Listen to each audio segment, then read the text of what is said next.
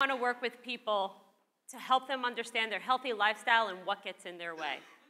We all have ability and we all have the potential to tap into it. It's just understanding what are our hurdles and how do we put them there ourselves. So, my question to you, what do we all want? Cake. And to eat it too. But of course, we all want to be healthy in some way, shape, or form that we can eat the cake. And there are very few people that can actually have this when it comes to their health. How many of you here can? Excellent. I think I saw 3 hands. I don't even know. I think that's less than 1% of the people that are in here. So what do we do when we can't? Well, we set ourselves a goal. How many people love setting goals? Woohoo! How many of you are going to start on Monday with your goals? Excellent. So some of these goals may be to lose weight, to get healthy, have more energy. Who doesn't want more energy, right? Even with all this, could always use some more. Maybe start a workout routine. If you already exercise, maybe it's get faster, get stronger, eat better. Or sometimes we end up being on medication that we were never prepared to be on, and now we're sitting here going, I don't want this.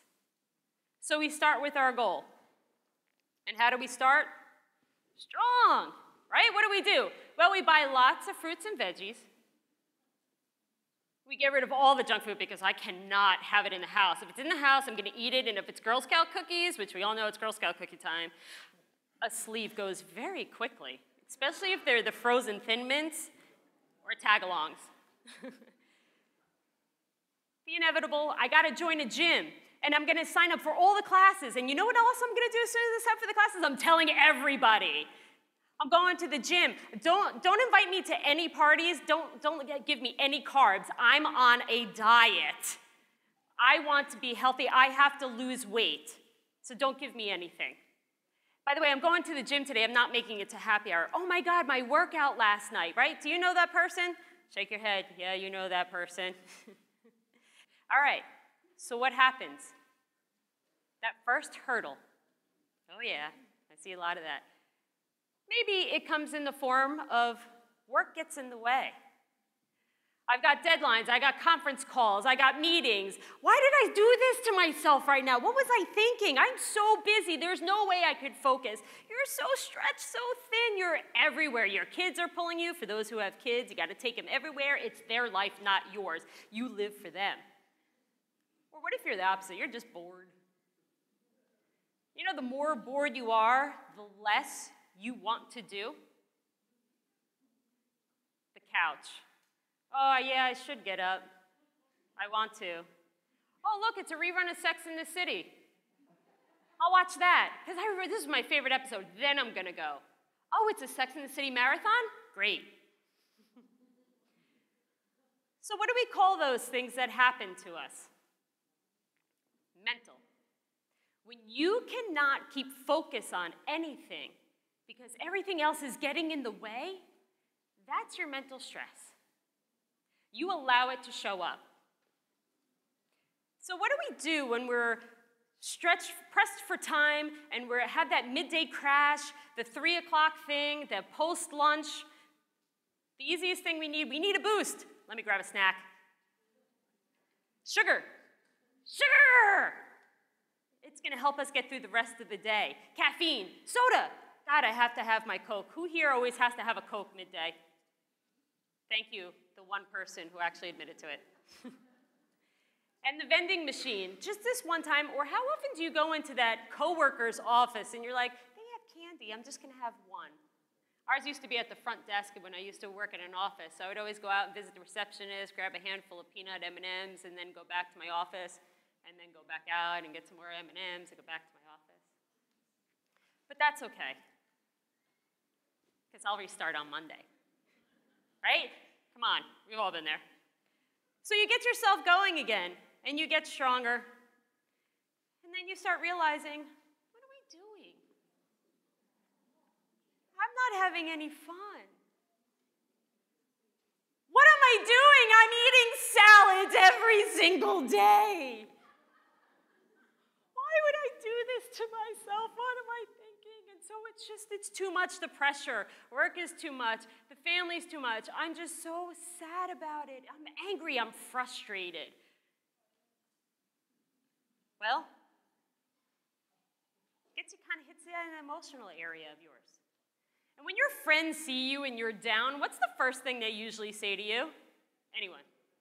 Shout it out. What? Let's get a drink? But that's the whole thing that comes in. All right, so I'm going to have a drink with my friends. I'm going to go to happy hour, but that's it, just one drink. And one drink turns into two, and then two drinks turn into, oh, appetizers are out here. Oh, nachos, wings, love them. You know, I've been drinking. Let me just grab one because I need to soak up the alcohol. I'll just have one wing. It's kind of like the Lay's thing. You can't have just one.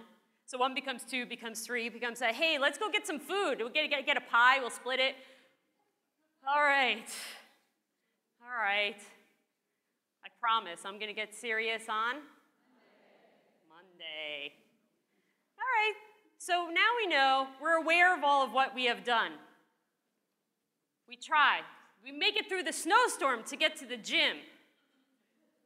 We say, okay, I could wear a raincoat and go running in the rain. I'm going to do it. Nothing's going to stop me. I'll show them. I could do this. But what if it's not about the exercise thing? What if your friend invites you to a Giants game? Yeah, I'm a Giants fan.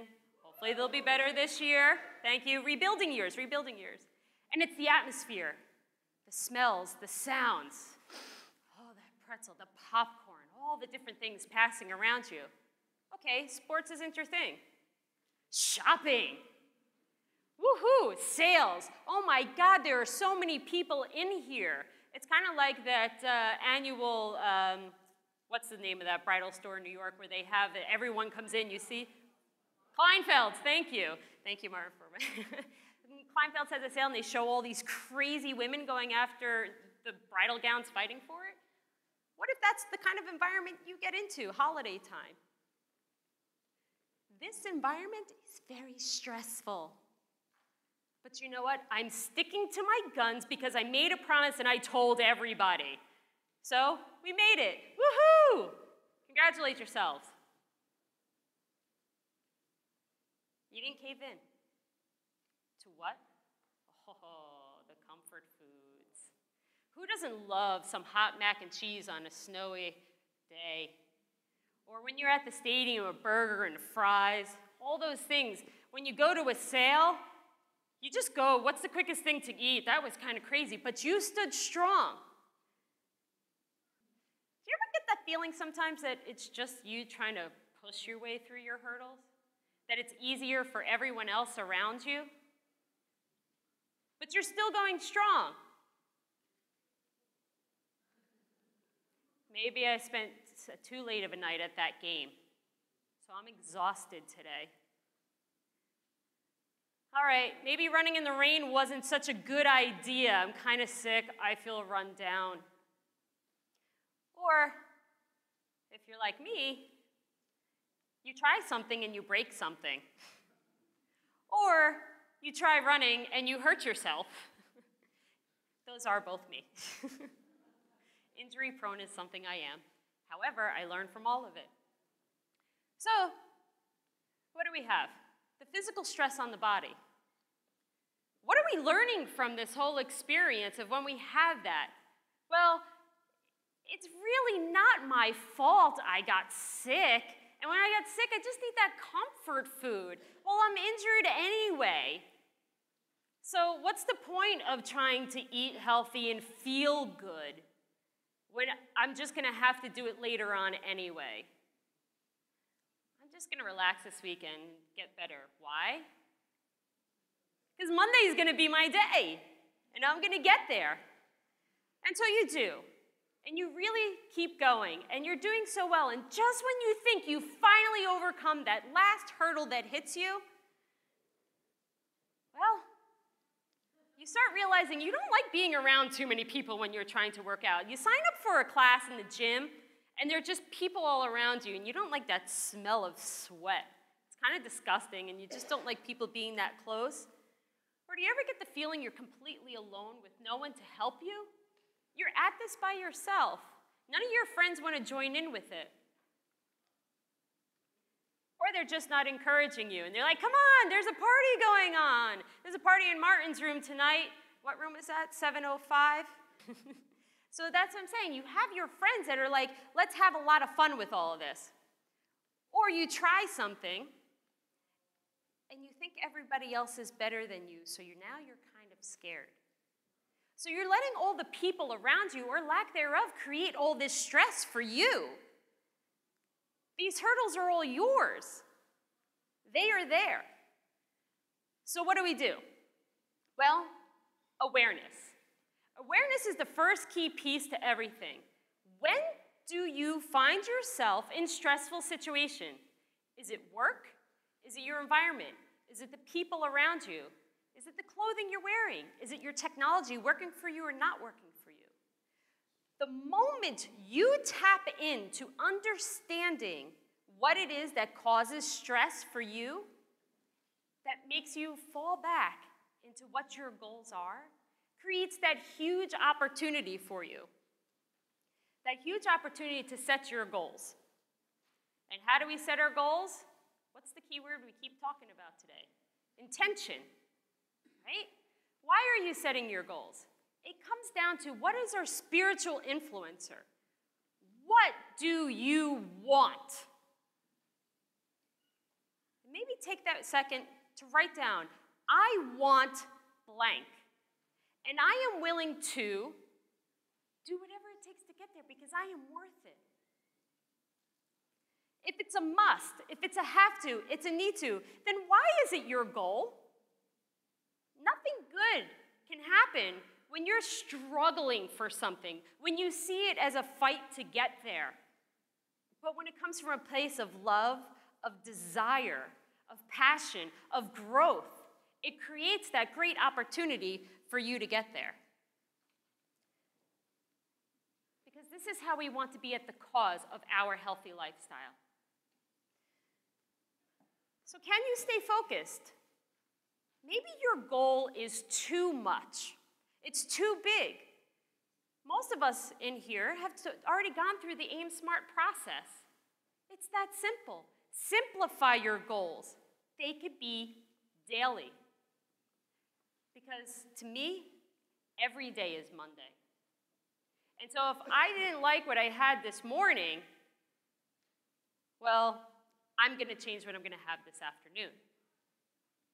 So are you happy every step of the way of this process? If you're eating salads every day and you don't like salads and it's making you sad, then maybe you think of something else that's going to work for you. But celebrate what you are doing, because what you're doing for yourself is one step closer to where you want to be and one step further away from you not being where you want to be. Celebrate you. Each decision you make, you are learning something from. So no matter what it is, learn. It is the greatest experience you can have and what level 6 is all about. So when you overdo it, because most of us, when we go all or nothing, I'm quitting everything and I'm going to the gym for an hour and a half, 7 days a week, and then that first day you're like, oh my God, oh, this hurts. Okay. Gym's not for me, I just give up. Or do you say, okay, maybe I overdid it. How long do you give yourself to get back into it? And so maybe you're not in those favorable conditions. What does it look like when you are? And if it's not going to happen, there's a great thing you can do. It's called set up your ABC goals. What is your ideal you want to accomplish? What is your secondary goal if that's not possible? And see, what do you want to learn from this? Again, everything is a learning experience. And if you celebrate each experience as something you're going to learn from, you no longer stop with, oh my God, I have so much more to go. Thank you, but. That no longer exists. And what about the people around you? Are you going to a party tonight or tomorrow or next week or whatever it is? What could you do to be prepared ahead of time? If you know that there are people that are not going to be supportive of you, well then, create your mantra. Oh, come on, just have one more. Oh, just get over yourself. You look fine. What's your mantra? I am me, my intention. What's your intention? It goes back to I want, so I will. That's how you do it. Here we go. So there are a couple of questions that I want to ask you when it comes down to, is this what you really want? If you find yourself walking away from what your goal and your intention is, what that healthy lifestyle is, whether it's working out, whether it's just trying to get off that medication and get down to a healthy weight, whatever it might be, taking on an activity, if you find yourself saying things to yourself about, I can't do this. So when you set your intention and you go forward with it and your hurdles come up, ask yourself a few questions. Why am I about to do what I am going to do that doesn't fit my intention? What purpose is it going to serve me to step away from my intention? How am I going to feel afterwards?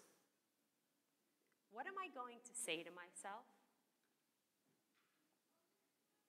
Do I really want to do this? So by asking yourself these questions, you could realize what it is that you want, and if it's something that's maintainable and achievable. And if you keep encouraging yourself and celebrating along the way, you will.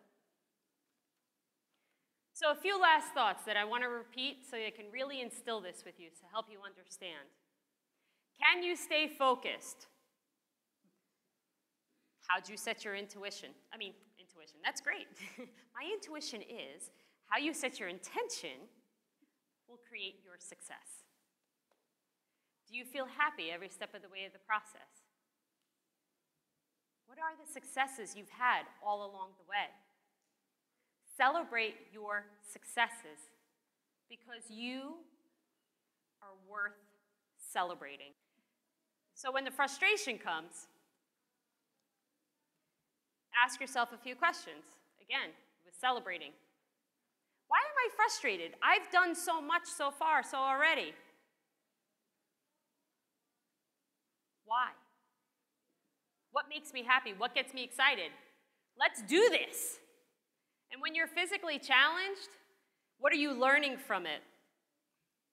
How is it going to help you in the next experience? You take every challenge that you have and you use it as a learning lesson because it's only going to make you greater the further on you go. And when you get that chance to look back, you're going to go, holy, I did that. It's kind of like the first time I ever ran a marathon when I was like, I couldn't even run a mile. I was the girl in high school who would go to the nurse's office and fake cramps so I didn't have to do the presidential fitness test. And that first time I ran a marathon, I went, holy cow. I might have used some other words, but trust in the process. The process is going to help you get there. And when conditions are not at their best, what could you envision? What is your ABC plan? When your ideal doesn't happen, what is your secondary? And if you can't even reach that and you get frustrated at the end, what did you learn from it? And also, understanding how the people around you, how they have an impact on you. If crowds are things you don't like, maybe the gym's not your thing. Maybe if being alone, you want to get someone as a partner. I love running with other people. I'm a social runner. That's what I do. So, but all in all, it really comes down to what the whole core of my business is all about, is understanding that every action, every day, equals the performance you desire. And I leave you with that.